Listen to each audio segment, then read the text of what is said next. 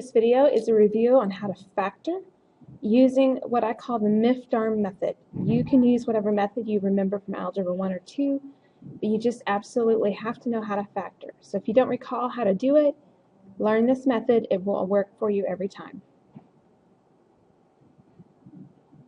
All right, what's MIFDARM? MIFDARM is a method that I named from an acronym that stands for My Father Drives a Red Mustang, which really has other meaning, of course. So, with any given trinomial, looking like this, ax squared plus bx plus c. Those values, a, b, and c, are very important when you factor. You have to use them carefully. Here's what you do for MIFDARM. M stands for multiply, whatever a is, times c. There's your a, there's your c. F stands to factor that product, whatever you got, to terms that add to form the value of b.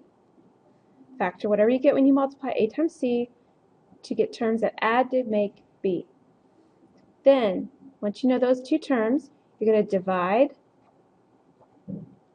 by, a stands for little a, that little value right there. R stands for reduce, and M stands for make it a factor. And I'll show you what that means, some examples. But that's what it stands for. Multiply, factor, divide, a, reduce, make it a factor. Okay? So MIFDARM, that's what I do. You'll get used to it. All right, first example. Here you go. So first thing I want you to do is identify what is A. In this case, A is just a 1. B is a positive 9. C is a negative 10. All right, M stands to multiply A times C. So in this case, 1 times negative 10, so I get negative 10. Factor. In this case, I am factoring negative 10 into two terms that are going to add to be 9. So I think about my factors of negative 10. It could be 1 times negative 10, negative 1 times positive 10, 2 and 5, positive 2, negative 5, all these different things to get a negative 10. Well, if I add these two right here, I'm going to get a positive 9, and that's what I want. Okay? The two factors of negative 10 that I want is a positive 10 and a negative 1. Now, the next step, MFD, is to divide by A. A, in this case, is a 1, so I just divide by 1. R is to reduce. Do I need to reduce in this case? No, I can't reduce this. I can't reduce this. You'll see an example of that in a moment. But right now, I can't reduce these. And then lastly is to make it a factor. So by making it a factor, I put in an x in the bottom, and I read them up. Okay? So what my factors will be is x plus 10.